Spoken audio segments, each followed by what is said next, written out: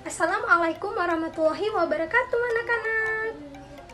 Apa kabar kalian hari ini? Apakah baik semua? Alhamdulillah baik ya. Sebelum memulai mata pelajaran hari ini, alangkah baiknya kita berdoa terlebih dahulu ya. Di sini Ibu panggil Sulaiman untuk bermimpi doa di depan. Amin. Oke, baik. Ibu absen terlebih dahulu ya. Sulaiman, Erlita, Alia Ardiana. Oke, hadir semua ya. Nah, di sini Ibu mau nanya, anak-anak, apakah kalian mengetahui suku bangsa? Termasuk suku bangsa apakah kamu?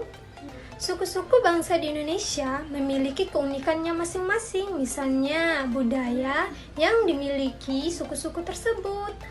Nah, hari ini kita akan mempelajari tentang suku bangsa di Indonesia.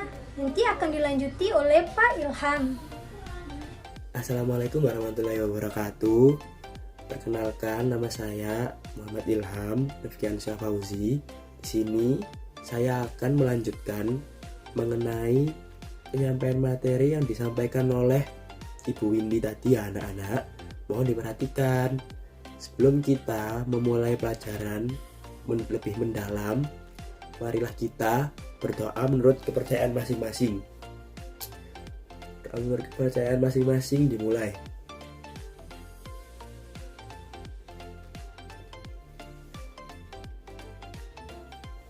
Amin. Berdoa selesai. Nah, dalam pembelajaran kali ini, saya harap teman-teman semua bisa mengetahui dengan benar bagaimana keadaan pulau-pulau di Indonesia. Selain itu, saya juga berharap agar teman-teman semua dapat memahami mengenai beragamnya suku bangsa yang ada di Indonesia dan apa hubungannya antar suku bangsa tersebut. Yang ketiga, saya juga berharap adik-adik semuanya dapat menuliskan atau menyampaikan informasi terbaru setelah mengikuti pembelajaran kali ini. Dan yang terakhir, saya juga berharap agar teman-teman mampu dan memahami dengan benar mengenai suku-suku bangsa yang ada di negara kita, Indonesia. Nah, marilah kita memasuki pembelajaran mengenai keragaman suku bangsa yang ada di Indonesia. Selain beragamnya suku bangsa di Indonesia, kita juga memiliki keberagaman di bidang agama. Tentunya teman-teman semua sudah tahu, atau mungkin ada yang belum tahu. Maka dari itu, diperhatikan ya penjelasan dari saya mengenai keberagaman agama di negeri kita Indonesia ini. Itu sangat beragam. Ada agama Islam, ada agama Kristen, ada agama Katolik, ada agama Buddha, agama Hindu, dan yang terakhir adalah agama Konghucu. Nah, tugas kita sebagai warga negara yang baik, meskipun teman-teman masih kecil, tapi ketika masih kecil inilah kita sudah harus menanamkan pada diri kita mengenai toleransi, yaitu saling menghormati antara umat beragama. Misalnya, kalau contohnya saya sebagai umat beragama Islam dan saya memiliki teman yang agamanya bukan agama Islam, saya tidak boleh mengolok-olok teman saya itu mengenai agamanya, seperti menjelekkan agamanya. Itu adalah termasuk bagian dari toleransi. Selain itu, begitu pula dengan sebaliknya, teman kita yang beragama lain hendaklah tidak mengolok-olok agama kita, karena agama kita itulah yang kita percayai. Dan teman-teman yang kalau misalnya ada teman-teman semua yang mengolok-olok agama kalian, itu jangan langsung terbawa emosi. Sebaiknya teman-teman mengingatkan teman kalian tadi yang mengolok-olok agama kalian agar tercipta kedamaian, keharmonisan dalam kehidupan sehari-hari. Nah, selanjutnya, selain keberagaman agama, tentunya sesuai topik kita yaitu keberagaman suku bangsa. Nah, untuk keberagaman suku bangsa sendiri sama ya seperti di agama dan juga beragam. Kita di Indonesia juga memiliki sangat beragam suku bangsa, dari suku Jawa, suku Dayak, suku Madura, dan lain sebagainya. Itu juga sama dengan di keberagaman agama.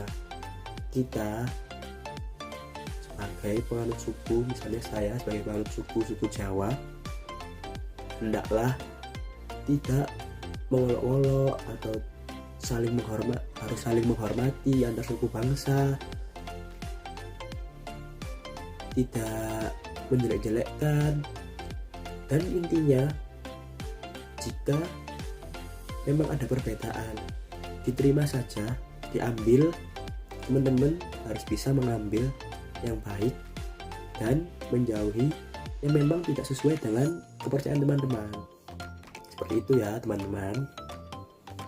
Nah, selanjutnya saya akan menjelaskan mengenai faktor-faktor apa saja yang menyebabkan kita memiliki keberagaman suku bangsa dan budaya.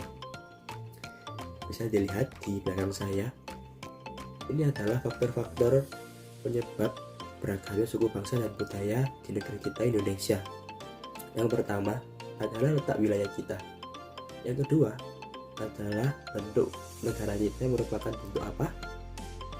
Iya, bentuk kepulauan. Benar sekali. Dan yang ketiga adalah alat-alat transportasi dan komunikasi yang digunakan juga merupakan faktor penyebab berbedanya suku bangsa dan budaya di negara kita. Mengapa letak wilayah merupakan faktor penyebab terjadinya keberagaman suku bangsa dan budaya yang ada di Indonesia? Karena letak Indonesia ini sangat strategis. Kita mendapatkan banyak sekali suntikan atau pengaruh budaya dari luar daerah kita, misalnya dari luar negeri yang merupakan negara yang juga memiliki budaya. Nah, budaya itu masuk ke wilayah kita, dan karena bangsa kita ini juga menjunjung tinggi budaya, maka budaya tersebut diambil dan dimodifikasi sedemikian rupa sehingga menjadi ciri khas dari budaya yang dimiliki suku bangsa tersebut. Selanjutnya, mengapa bentuk negara kita yang merupakan bentuk negara yang kepulauan menjadi pengaruh dari faktor penyebab terjadinya keberagaman suku bangsa dan budaya yang ada di Indonesia, yaitu karena antar pulau, misalnya seperti contoh Pulau Jawa dan juga Pulau Kalimantan, itu memiliki jarak yang cukup jauh. Maka dari itulah terjadi perbedaan kebudayaan antara orang-orang yang ada di Pulau Jawa dan yang ada di Pulau Kalimantan. Misalnya di Pulau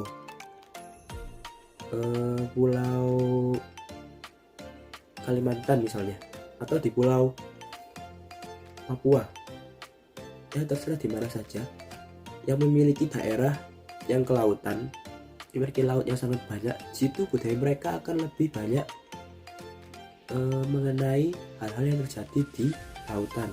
Sedangkan kita yang ada di Jawa, budaya kita lebih mengenai tradisional yang dikembangkan sejak turun-temurun, baik kesenian, pekerjaan, dan lain sebagainya. Selanjutnya adalah alat transportasi dan juga alat komunikasi yang merupakan juga termasuk faktor penyebab terjadinya keberagaman suku bangsa dan budaya yang ada di Indonesia. Kenapa? Karena transportasi yang ada di Jawa dan transportasi yang ada di pulau yang terpencil itu memiliki perbedaan yang cukup signifikan. Seperti kita di Jawa, kita bisa dengan mudah menggunakan alat transportasi yang sudah tersedia.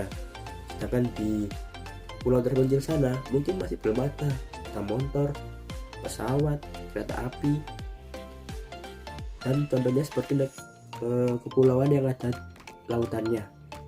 Transportasi mereka akan lebih banyak menggunakan perahu, kapal, boat, dan lain sebagainya. Nah, di belakang saya sudah ada gambar peta negara kita, yaitu negara Indonesia. Bisa teman-teman perhatikan di dalam peta ini, di gambar peta ini, negara kita memiliki banyak sekali pulau. Namun, jarak antar pulau itu terbilang cukup jauh. Sehingga karena jarak yang menghalangi itulah menyebabkan banyaknya keberagaman suku bangsa dan budaya yang tercipta, dan membuat suku bangsa dan budaya yang tercipta itu sebagai ciri khas dari masing-masing pulau yang ada di negara kita. Jadi karena jarak yang cukup jauh menyebabkan banyak tercipta kebudayaan yang berbeda-beda antar masing-masing pulau dan suku bangsa yang berbeda-beda antar masing-masing pulau. Tapi mereka seperti yang saya jelaskan di awal tadi, hendaklah kita sebagai semua warga negara Indonesia saling menghormati dan tidak menjelek-jelekkan suku bangsa, agama, dan budaya dari suku bangsa, agama, dan budaya lain. Seperti itu ya teman-teman. Nah teman-teman, pada intinya yang ingin saya sampaikan adalah sebenarnya mengenai negara kepulauan, mengenai letak wilayah, mengenai jarak antar pulau yang jauh, itu termasuk ke dalam bagian letak geografis Indonesia, yang dimana di letak geografis Indonesia ini masing-masing pulau itu dipisahkan oleh laut dan selat, sehingga hal inilah yang menyebabkan kegiatan yang dilakukan oleh masyarakat di setiap pulau itu menjadi berbeda-beda.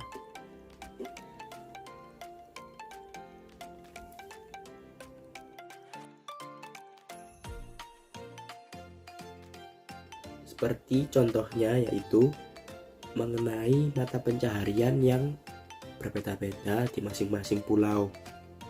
Selain itu ada juga pekerjaan yang berbeda-beda di masing-masing pulau. Ada juga peralatan-peralatan yang diciptakan itu masing-masing pulau juga berbeda. Seperti contohnya mengenai rumah di masing-masing suku itu berbeda-beda. Yang selanjutnya seperti pakaian adat itu juga berbeda-beda. Lalu ada kesenian itu juga berbeda-beda. Oleh karena itulah keberagaman ini bukan merupakan kekurangan ya dari negeri kita. Justru keberagaman ini adalah kekuatan yang dimiliki oleh negeri kita, yang kita sebagai warganya harus bangga karena memiliki banyak sekali budaya yang bisa kita pelajari dan harus kita lestarikan ke depannya. Mungkin ini saja materi yang bisa saya sampaikan. Kurang lebihnya mohon maaf. Mohon untuk teman-teman semua dipelajari lagi ya, jangan sampai dilupakan. Sekian dari saya, terima kasih. Wassalamualaikum warahmatullahi wabarakatuh. Jadi sekian pembahasan dari Pak Ilham tentang materi suku bangsa di Indonesia. Intinya ada berbagai jenis suku bangsa yang ada di Indonesia. Jadi kita harus menghargai dan menghormati satu sama lain meskipun kita berbeda suku bangsa. Kurang lebihnya kalian bisa bertanya melalui Bu Windy, Pak Ilham, atau dengan Bu Vita sendiri. Jangan lupa anak-anak mengerjakan tugas yang diberikan oleh Pak Ilham. Sekian. Bu Vita akhiri pembelajaran hari ini dengan bacaan hamdalah. Alhamdulillah. Sampai ketemu besok anak-anak.